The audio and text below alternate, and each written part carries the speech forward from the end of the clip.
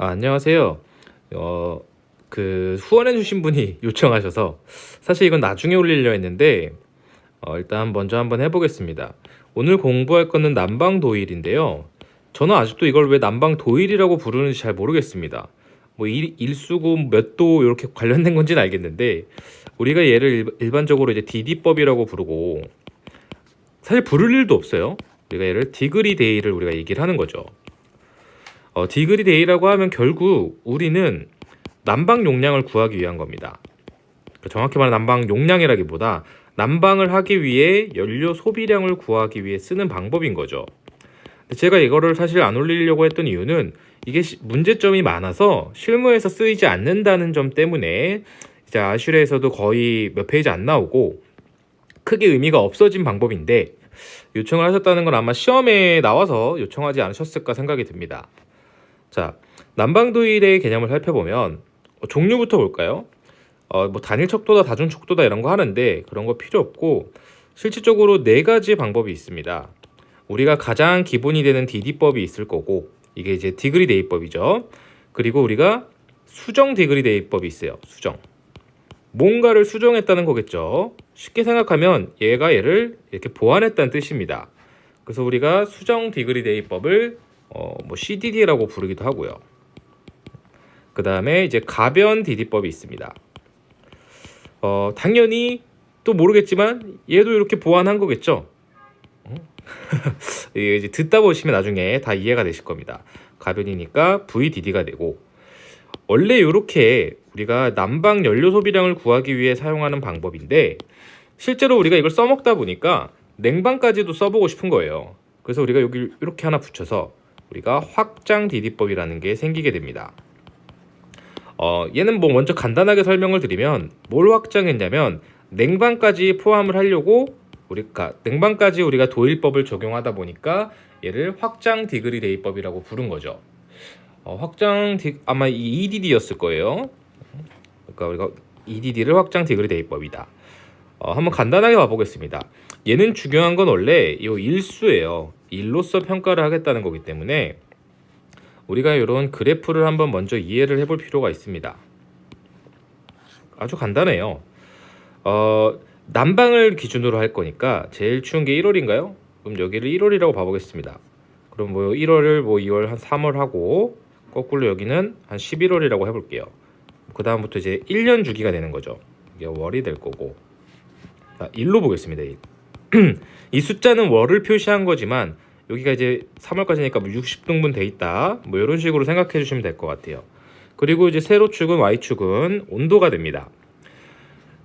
이제 이렇게 한번 온도를 보면 우리가 곡선이 너무 마음에 안 드는데 아이고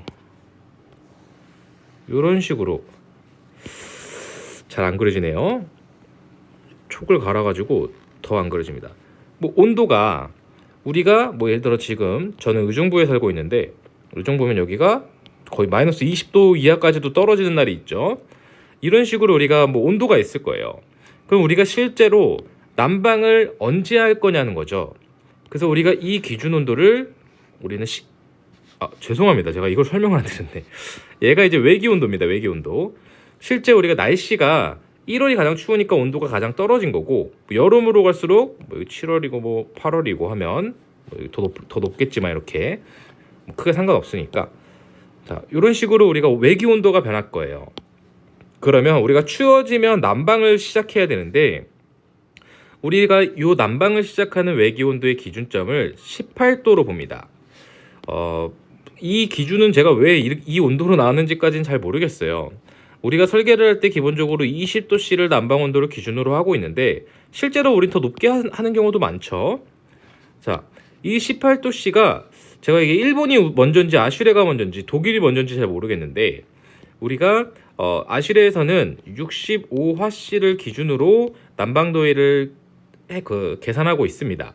65화씨가 도씨로 바꾸면 18.3도 정도 돼요. 그래서 결국 뭐 거의 비슷한 개념으로 온도로 가고 있구나. 이 정도 생각해 주시면 됩니다. 자, 그러면 우리가 외기 온도가 18도보다 낮아진다면 이게 춥기 때문에 여기 이런 식으로 요 구간만큼 우리가 난방을 해야 되지 않겠니? 라는 게 난방 도일의 가장 기본적인 내용입니다. 제가 이렇게 지금 대각선으로 표시를 했지만 뒤로 이렇게 해볼까요? 우리가 일수기 때문에 실제로 이런 식으로 엄청 촘촘하겠죠. 실제로 지금 제가 원로 표기해놨으니까 우리가 난방을 해야 되는 일수를 계산할 수 있다는 거예요. 그래서 우리가 어떻게 표기를 하냐면 우리가 HDD를 HDD라고 안 쓰고 어차피 디그리데이니까 그냥 D라고만 씁니다. HD를 쓰고 이 밑에 첨자에 이렇게 18 이렇게 써져요. 이게 어떤 뜻이냐면 우리가 실내 온도가 18도란 뜻이거든요. 사실상 이게. 그리고 요 18도는 그 난방 개시 온도를 의미합니다. 우리가 18도보다 떨어지면 난방을 할 거다. 요런 뜻이 되고 우리가 이 디그리 데이즈라는 건 결국 그 날짜를 말하는 거기 때문에 우리가 전체의 난방 날짜, 난방 도일이라는 건 우리가 전부 합친 날짜와 같은데 이때 이 기준이 실내가 실내보다 낮아졌을 때를 기준으로 합니다. 즉 우리가 여기 18도라고 썼지만 실제로 얘는 지금 우리가 내부의 온도와 외부의 온도가 같이 거동한다는 거예요. 즉 외기가 18도면 실내도 18도다. 이런 느낌으로 생각을 해주시면 됩니다. 그래서 우리가 요 기본 난방 도일이라고 하면 실내 온도가 그러니까 실내 온도보다 외기 온도가 낮아진다면 난방을 하겠다. 그때의 난방을 하는 총 날짜의 수를 우리가 HD라고 쓰고 난방 도일이라고 표현을 하는 것입니다. 근데 우리가 계산을 할 때는 보통 우리가 어떤 일로 계산하지 않고 시간으로 계산하잖아요. 제일 대표적인 게 우리가 킬로칼로리 퍼 아워 뭐 이런 식으로 계산하듯이요. 그래서 우리가 이때 총 난방 시간을 우리가 N이라고 봅니다. 그냥 요거 말 그대로 숫자일 뿐이에요. 그래서 우리가 난방 일수는 총 난방 일수는 총 난방 시간을 24시간이니까 24로 나눈 것과 같습니다. 뭐 여기까지 어려우신 거 없으시겠죠? 그러면 결국 여기에 대입수가 들어가기 때문에 얘를 식을 쓰면 HD 18의 18은 결국 24분의 N이 되고 TI-TO가 된다는 거죠. 요게 난방 도일이고 우리가 난방을 해야 되는 총 날짜를 의미하게 됩니다. 실제로 우리가 날짜로 이렇게 표현을 하지만 시간이 중요하기 때문에 이제 시간에 대한 상수를 가지고 와서 우리가 계산을 하는 거죠. 거꾸로 요 식을 이제 정리를 하면 우리가 총 난방 시간이라고 하면 24에 그냥 HD라고만 쓰겠습니다. HD에 온도를 뺀 것과 같은 값이 되는 거죠. 제가 설명을 좀 자세히 한번 더 해볼게요. 얘는 이제 우리가 어느 정도의 가정이 있게 됩니다. 실제로 우리가 디그리 대입법에서 난방 부하를 구해야 되는데 이건 그냥 우리가 날짜랑 시간만 구한 거잖아요. 근데 우리가 날짜랑 시간 가지고는 연료량이 얼마나 드는지 우리가 구할 수가 없다는 거예요. 설명할 게 많다 보니까 좀 순서가 좀 저도 뒤죽박죽한데 우리가 얘는 여기서 발생하는 난방 열량이라고 하는 건 되게 간단한 것만 고려해서 우리가 적용을 하고 있습니다.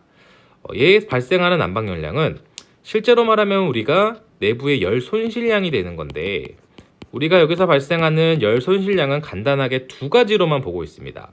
우리가 구조체, 벽체를 통한 전도열로 인해서 발생하는 열 손실과 그리고 외기 침입이 있죠. 항상 절대 기밀은 불가능하기 때문에 사실 요즘은 거의 절대 기밀 수준이죠. 외기 침입열을 가지고 우리가 평가를 하고 있습니다. 얘를 지금 우리 정리해보면 벽체의 전도열은 우리가 열 관류율에 당연히 외피 면적이 들어가겠죠. 그리고 T 아웃 마이너스 TO 외기가 추우니까요. 이렇게 계산을 하고 이 식은 제가 와트로 환산하지 않을게요. 우리가 난방도일에 관련된 내용은 전부 다 SI 단위가 아니고 예전에 많이 쓰던 킬로칼로리 퍼 아워 단위로 많이 쓰이기 때문에 이 값도 제가 그냥 킬로칼로리로 서술을 하겠습니다. 우리가 0.29의 풍량의 T-in-T-out이 되는 거죠. 자, 이 상태에서 우리가 난방 열량이 이렇게 발생을 한다면 우리가 전체 난방 부하를 한번 봐보자는 거죠. 난방부하를 요 식을 한번 계산해 보면 요거를 그대로 한번 복사를 해볼까요? 또 쓰기 귀찮으니까. 사실 이렇게 쓰면 조금 어려우실 수도 있을 것 같긴 한데, 요 식에다가 우리가 아까 알 수 있던 게 뭐냐면, 얘는 지금 우리 단위 시간당 개념이잖아요. 이 단위들이 다 킬로칼로리 퍼 아워잖아요. 이 정도는 제가 알고 계시고 여쭤봤다고 물어봤다고 생각을 하겠습니다. 문의하셨다고. 여기에 결국 우리가 난방 시간을 곱해주면 된다는 거죠. 근데 우리가 이 상태에서 난방 시간은 요거였어요. 요놈. 그러면 얘를 이렇게 복사를 해서 한 번 더 쓰기 귀찮으니까, 자, 우리가 한번 정리를 살짝 해드리면 어려우실까봐, 단위 시간당 난방 열량이 이만큼 필요합니다. 요건 이해되시죠? 거기에 우리가 총 난방해야 되는 시간을 아까 나왔었잖아요. 난방 도일에서 그걸 구하게 돼 있었으니까. 그러면 총 난방 부하가 나오는 거죠. 난방 열량? 그러니까 그 기간 동안 발생하는 난방 열량이 나오는 거예요.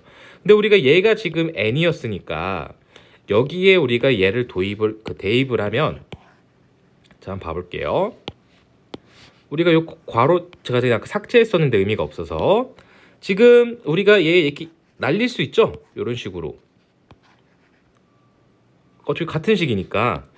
그러면 얘를 한 번 더 정리를 하면 우리가 KA에 플러스 0.29Q에 24 곱하기 HD라고 하는 식을 뽑아낼 수가 있고, 얘가 전체 난방 열량이 되는 거죠.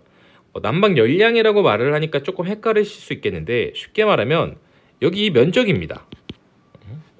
자, 이렇게 지금 나왔어요. 근데 이렇게 쓰면 이제 식이 기니까 난방 도일을 간략하게 설명하기 위해서 얘를 우리가 KT 또는 KH라고 쓰는 데도 있고 서적마다 약간 차이가 있습니다. 여기서는 제가 KT라고 쓰겠습니다. KT라고 두고, 이게 우리가 총 통과율이구나. 열통과율이라고 할까요? 총 열통과율이구나. 이게 서적마다 또는 나라마다 표현하는 방법이 차이가 있는데, 국내에서 다 쓸 때는 다 이걸 BLC라고 보통 이제 표기를 하더라고요. 그러니까 KT는 BLC다. 우리가 시계는 KT라고 쓰고, 이 KT가 뭐냐라고 말할 때 이제 BLC라고 총 열 통과율이다라고 쓴다는 거죠. 자, 그래서 우리가 결국 요 총 1년 동안 난방 열량을 구했으니까 얘를 가지고 우리가 연료 소비량을 뽑자는 게 난방 도일의 의의입니다. 근데 제가 조금 더 이해를 돕기 위해서 약간 설명을 해볼게요. 자, 우리가 이제 공부가 좀 되셨다면, 실제로 우리가 여기는 굉장히 많은 문제점이 있습니다. 뭐 예를 들어서요, 얘는 습도도 고려가 되지 않았고요, 일사율도 고려가 되지 않았고, 우리가 건물 속에는 사람이 얼마나 있는지, 뭐 실내 취등열에 대해서도 고려가 되지 않았어요. 우리가 뭐 장비 선정할 때 뭐 실내 취등열도 있고 일사량도 있고 막 이것저것 많잖아요. 그런 게 하나도 고려가 되지 않았기 때문에 이 난방도일법은 그대로 써봤자 별로 의미가 없다는 거예요. 또 어떤 문제점이 있냐면, 얘는 그냥 총량만을 구했기 때문에 얘가 우리가 어떤 장비를 선정할지는 고려가 되지 않았어요. 이렇게 말하면 좀 어려우실 수 있는데, 이렇게 한번 제가 두 개 간단하게 가로가 긴 게 좋아서 설명을 드려보겠습니다. 작네요, 얘가 훨씬. 이렇게 보고 여기가 똑같이 18도라고 봐볼게요. 그리고 얘는 예를 들어서 이렇게 떨어져 있고 얘는 이렇게 했다고 보겠습니다. 여기 면적이 A라고 보고 여기 면적 똑같이 오른쪽이 넓어 보이지만 A라고 봐볼게요. 즉 두 개가 같은 면적인데 얘가 얼마만큼 최저치가 내려갔느냐에 따라서 우리가 장비를 선정할 때 바뀌게 되거든요. 또한 얘는 예를 들어 여기 최대치에 선정을 했다고 보고 얘도 여기 최대치에 선정을 했다 봤을 때 얘는 부분 부하가 굉장히 많이 걸리는 거고, 그러니까 부분 부하율이 떨어지는 거고, 얘는 상대적으로 완만하기 때문에 부분 부하율이 높은 편이라는 거죠. 즉 우리가 장비의 효율은 부분 부하율이 높은 쪽이 훨씬 좋기 때문에 얘랑 연료 소비량이 굉장히 차이가 많이 난다는 거예요. 그래서 난방도일은 실질적으로 이거 적용 못 하겠다, 이렇게 돼서 이제 우리가 나오게 된 게 여기 나오는 수정 디그리 대입법이 됩니다. 자, 그 수정 디그리 대입법은 어떤 차이가 있냐? 요거 일단 이해되셨겠죠? 결국 QSH는 KT24의 HD다. 자, 아주 간단하게 설명을 하면 여기다가 이게 개수 이름이 CD였나? 뭐 그랬던 것 같은데 CD 이렇게 수정 개수를 하나 넣어주는 겁니다. 자, 그럼 수정 개수는 왜 나왔나를 한번 또 살펴보겠습니다. 자, 이렇게 아까랑 똑같이 디그리 대입법이랑 온도랑 이게 뭐 일이든 월이든 날짜죠 그냥 보고 이렇게 그려보겠습니다. 아유 참 이게 죄송해요. 잘 못 그려가지고. 자, 우리가 아까 이렇게 해서 18도씨보다 낮아지면 난방을 한다고 했었어요. 근데 실제로는 어떠냐면 우리가 바깥에가 18도씨면 집은 18도씨보다 높나 작나를 생각을 해보면 당연히 18도씨보다 높죠. 왜냐하면 단열도 잘 돼 있고 기기들도 있고 실내 취등열도 있기 때문에 이게 실제로 우리가 18도씨에서는 냉방을 해야 되는 경우도 있다는 거예요. 물론 용도에 따라 차이가 많지만 실제는 우리가 18도씨라고 바로 난방을 하는 게 아니고 훨씬 추워져야 난방을 한다는 거죠. 예를 들어 지금 저희 의정부가 막 영하도 떨어졌는데 난방을 안 해요. 이게 아무 의미가 없다는 거죠. 그래서 우리가 여기다 도입된 게 어떤 거냐면 이렇게 해서 얘는 난방 한계 온도가 됩니다. 일반적으로 우리 방금 요거 보고를 우리가 외기 온도라 그러고 얘를 난방 한계 온도라고 해서 T-out 다시라고 많이 표현을 해요. 뭐 서적들마다 차이는 있을 수 있습니다만 그리고 18도씨는 실질적으로 실내 온도가 되는 거죠. 자, 이렇게 돼 있으면 무슨 차이가 있냐면 아까 우리가 기본적인 디그리 대입법은 실내 온도보다 외기 온도가 낮아지면 난방을 한다. 이렇게 얘기를 했어요. 그래서 우리가 그때 난방 개시 온도도 18도로 봤기 때문에 실제로 얘를 우리가 아까 HD에 18에 18이다 라고 봤던 거죠. 근데 우리가 수정 디그리 대입법은 우리가 CDD는 우리가 실내 온도가 이게 자꾸 학문이 섞여가지고 제가 죄송합니다. 잠시 머리에 꼬여서 그쵸? 실내 온도가 아니죠. 난방 한계 온도보다 외기 온도가 낮아지면 난방을 하겠다라고 해서 얘가 이제 그 수정 디그리 대입법이 된 거고 얘는 이제 우리가 난방 한계 온도를 10도로 봅니다. 그렇기 때문에 HD에 18인데 난방 개시 온도는 10도로 보겠다. 이런 식으로 표현을 하는 거죠. 제가 누락되지 않고 다 설명을 드렸죠. 예. 저도 한번 체크하느라고. 자, 18에 10도. 그러면 우리가 난방을 원래는 개시 온도를 그러니까 난방 기간이 이렇게 잘라서 보면 여기서부터 요 데이만큼 데이즈만큼 난방을 했었어요. 근데 실제 우리 난방은 난방 한계 온도부터 할 거니까 얘는 이렇게 잘리게 됩니다. 그리고 난방이 이렇게 되는 거예요. 자, 무슨 차이냐면 우리가 뭐 이런 생각을 할 수도 있어요. 10도 이하에서부터 난방을 하는데 이만큼만 되는 거 아닌가 난방이? 이렇게 생각을 하실 수 있는데 우리가 결국 난방을 시작하면 18도씨까지 올릴 거기 때문에 난방 총 부하 열량은 여기까지 이렇게 보게 되는 거죠. 이렇게 잘려서. 그래서 아까랑 비교를 해보면 이 부분들 있죠. 이 부분들. 이 부분들은 실제로 우리가 난방을 안 하더라 해서 빼버리는 게 되는 거고 자, 우리 아까 식 써보면 HD라고 하면 HD가 아니죠. 총 실내 부하량이라고 하면 난방 부하량이라고 하면 얘가 KT의 24의 HD였어요. 요거 이해되시죠? 근데 어떤 차이가 있냐면 아까 그리고 죄송합니다. 요 HD라고 하면 우리가 데이를 다 합쳤고 T 인보다 T 아웃이 낮은 날일 때 난방을 다 한다고 했어요. 근데 여기서는 자 어디 갔죠? CDD는 애초에 난방 날짜가 얘가 데이지에 T인보다 T아웃이 아니고 난방 한계 온도보다 외기 온도가 낮았을 때 우리가 그 난방 도일수가 되는 거였죠. 근데 여기서 우리가 요 아까랑 다르게 요 데이가 아니잖아요. 요 데이잖아요. 얘가 그 L이라고 할까요? L이라 대문자로 쓰겠습니다. 얘가 L이라고 보면 자, 플러스 일단 기다려주세요. 요 L에다가 실내 온도보다 실외 난방 한계 온도가 빼준다는 거. 이거 좀 제가 설명을 한번 드릴게요. 말로 하면서 하니까 저도 막 헷갈리는데 우리가 애초에 요 지금 시그마에서 T인 T아웃이었던 건 어차피 이 면적을 전체를 적분하기 때문에 적분이라고 하기도 그렇죠. 이건 그냥 시그마니까 합치기 때문에 전체 요 부분만 표현을 해줄 수 있었어요.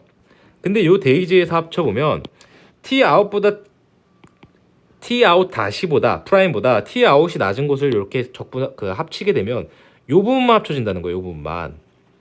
근데 우리가 실제 난방 그 열량을 하는 거는 요 위에까지 합쳐줘야 되기 때문에 여기 식이 지금 이렇게 두 개로 나뉜 겁니다. 1번, 2번. 근데 밑에 지금 곡선 부분이 이쪽이 되는 거고 위에 요 그 네모 사각형 부분이 이렇게 식이 구분이 된다는 거죠. 날짜인데 왜 이렇게 되냐라고 생각을 하실 수 있는데 설명드리기가 어렵네요.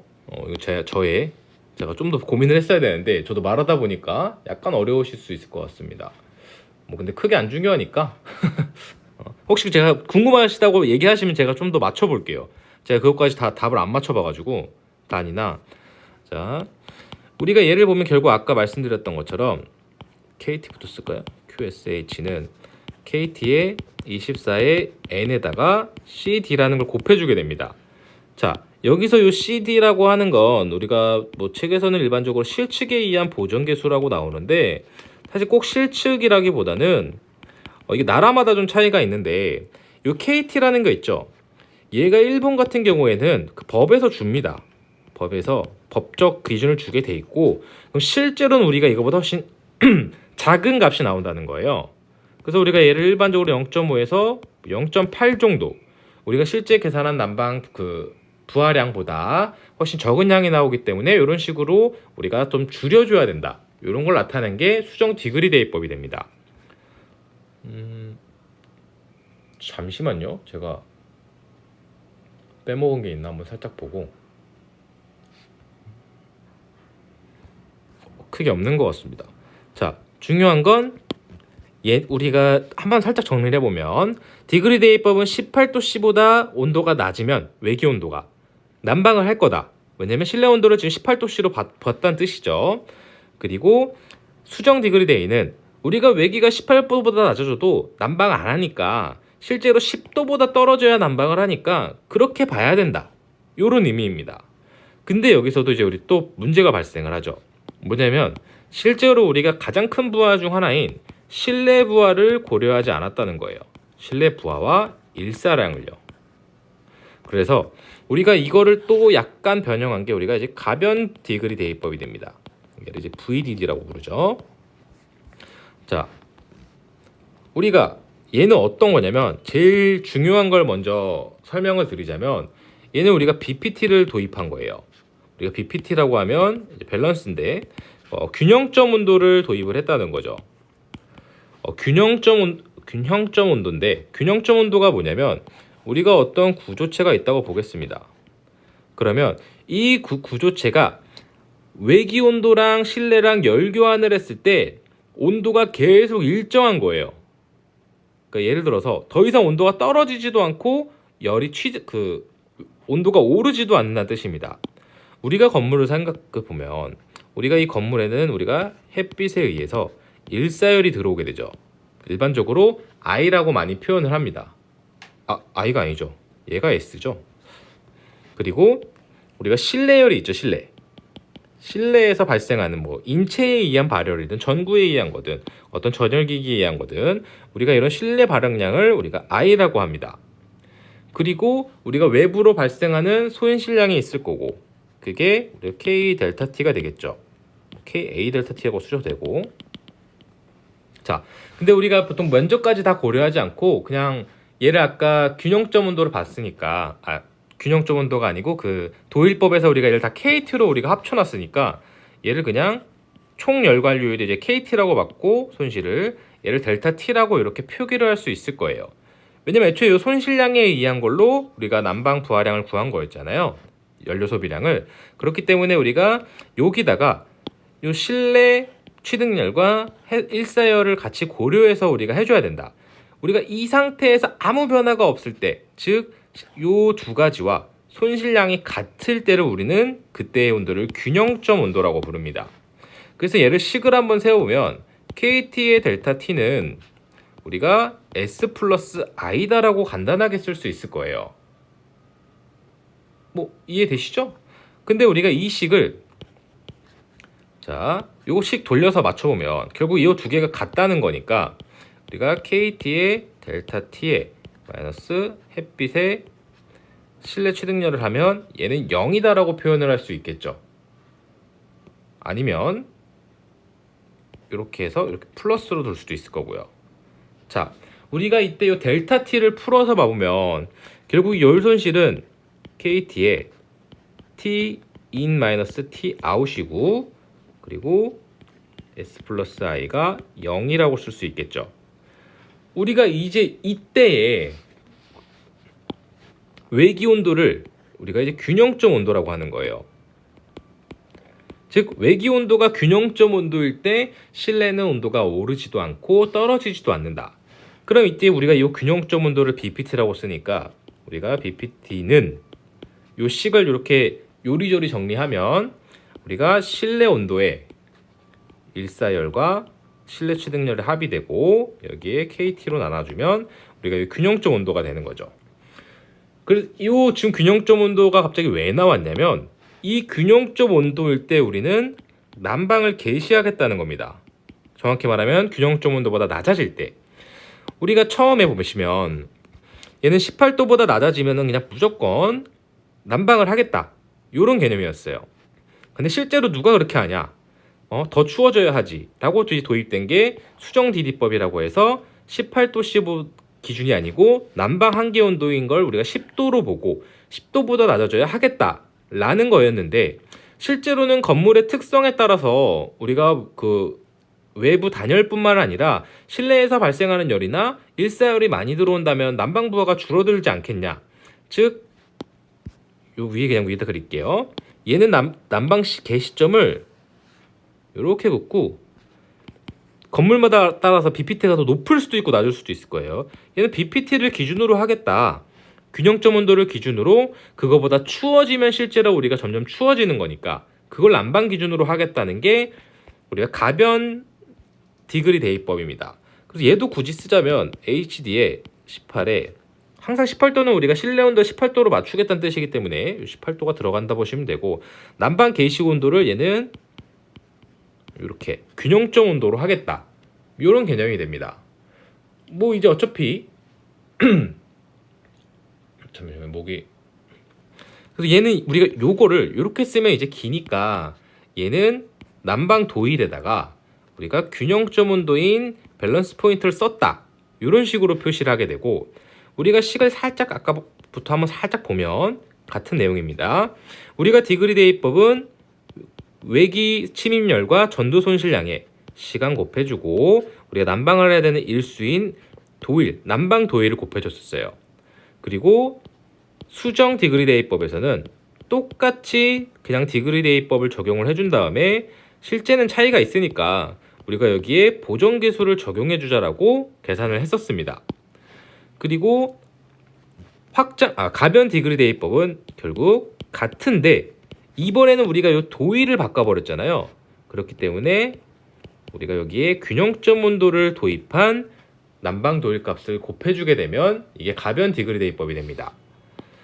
얘도 아까처럼 그래도 정리를 한번 해보면 우리가 결국 요 HD 균형점 포인트가 들어간 난방도일을 계산을 해보면 결국 일수 구하는 거였잖아요. 우리가 똑같이 대일을 합치는데 얘는 아까 TI 빼기 TO나 TO 다시 빼기 TO나 맞죠? 예. 우리가 요거를 이제 바꿔서 얘는 이제 밸런스 포인트 빼기 아웃. 더 외기 온도가 균형점 온도보다 낮던가. 수정은 우리가 난방 한계 온도보다 외기 온도가 낮던가. 처음에 제일 기본은 디그리 대입법은 실내 온도보다 18도로 보는 거죠. 우리가 외기 온도가 낮거나 이런 식으로 우리가 다 같은 내용이죠. 앞에 HD 얘는 이름을 굳이 안 바꾸죠. 그냥 난방도일법에서 이런 식으로 표현을 해준다는 게 난방도일의 각각 차이의 방법입니다. 자, 얘는 지금 같게 표시가 되어 있지만 우리가 이렇게 난방 대일수를 보면 실제로도 좀 다르죠. 왜냐면 난방 한계 온도가 도입됐고 얘는 그냥 무조건 18도 보는 거고 얘는 균형점 온도를 보는 거기 때문에 이런 차이가 있습니다. 자, 위에 공간이 있으니까 아마 보통 이제 시험에 잘 안 물어봐서 그 확장도일법이 있습니다. 확장도일. 우리가 이제 EDD라 그러는데 익스펜션에서 확장도일은 제가 다른 애들과 다르게 난방과 냉방을 둘 다 적용을 한다고 말씀을 드렸어요. 자, 우리가 이제 그래프를 이렇게 한번 그려볼까요? 얘가 0도라고 0도는 아니고 죄송합니다. 이렇게 그리지 마시고 이렇게 보겠습니다. 자, 똑같아요. 여기도 월수고 여기가 온도예요. 그러면 아까랑 차이점이 뭐냐면 이렇게 그래프를 이런 식으로 그려줄 수 있습니다. 그리고 여기 그냥 중간에 선 하나 그릴게요. 그냥 보기 쉬우시게. 자, 우리가 더울 때는 냉방을 하죠. 그리고 아까 요 디그리가 이렇게 그려져 있었는데 그냥 다 그려본 겁니다. 늘려가지고 얘는 난방 쪽을 하기는 우리가 저온의 영역이 되는 거죠. 자, 여기서 실제로 아까 우리가 봤을 때 수정 디그리 대입법으로 표기를 할까요? 쉽게? 그렇게 하지 마시고 여기 외기 온도라고 봤을 때 우리가 맨 처음에 그냥 디그리 대입법을 보면 어떤 기준 온도가 있을 거예요. 아마 냉방이 24도를 기준으로 했던 걸로 제가 기억을 하고 이렇게 하니까 너무 그래 보이네요. 갭 차이가 커가지고 그냥 긋겠습니다. 24도. 그리고 여기가 18도라고 볼게요. 18도보다 낮아지면 난방을 했어요. 그래서 우리가 요 면적이 난방 도일이었고 굳이 따지자면 요 면적이 냉방 도일입니다. 근데 우리가 방금 전 난방하면서 세 가지나 했잖아요. 실제로는 우리가 이 온도를 기준으로 임의적으로 이렇게 잡는 건 건물의 특성을 반영하지 못한다는 거죠. 그래서 실제로 우리가 어떻게 도입을 하냐면 얘도 이제 선이 있고 얘도 선이 있습니다. 더 낮게 그려야 되죠. 이렇게 선이 있습니다. 얘는 균형점이에요. 균형점.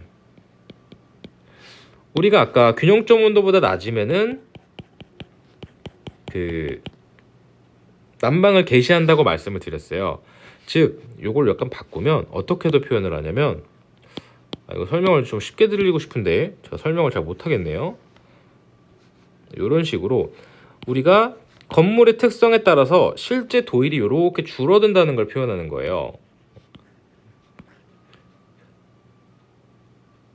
제가 이렇게 하니까 설명이 너무 부족한데, 자, 우리가 쉽게 말하면 난방을 제일 기준으로 할게요. 난방이 시험이 많이 나오니까 난방은 실내 취득열과 일사량에 의해서 실제 도일 면적이 줄어진다는 걸 이렇게 표현을 할 수 있는 거고, 냉방은 그 우리가 환기 장치라던가 또 이제 예냉 같은 걸로 인해서 우리가 좀 줄일 수 있다는 거죠.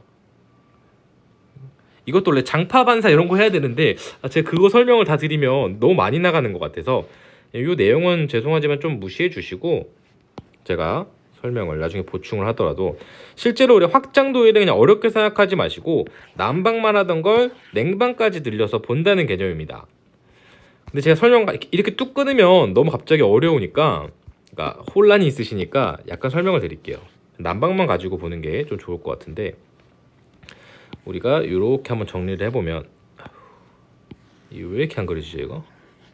자, 18도씨 T 아웃을 기준으로 하는 18도씨, 18도씨보다 낮은, 죄송합니다, 이렇게 쓰면 또 헷갈리시니까 얘가 T 아웃입니다. 외기 온도가 18도보다 낮을 때 난방을 개시하는 거 우리가 그냥 디그리 대입법이라고 하는 거고, 요거보다 더 낮은 우리가 10도씨를 기준으로 하는 10도씨보다 낮은 난방 한계 온도보다 낮은 것을 기준으로 한 걸 우리가 수정 디그리 대입법이라고 하는 거고, 우리가 실제로는 안의 상태에 따라 다르니까 이거보다 더 낮은 걸 가지고 BPT 균형점 온도를 기준으로 난방을 개시 온도로 하는 것을 우리가 가변 디그리 대입법이라고 하는 거고요. 근데 우리가 결국 보면은 처음엔 이만했던 게 점점점 줄어서 요만해진 거잖아요. 이렇게 표현하는 방법도 있다고 제가 말씀을 드린 거고, 보통은 요거 하나하나 볼 땐 이렇게 표현을 합니다.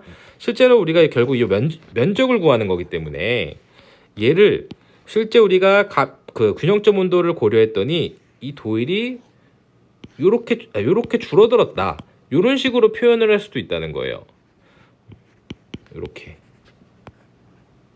이해가 되실까요? 그래서 우리가 이 영향은 일사열과 실내 발열량 때문에 줄어들었다.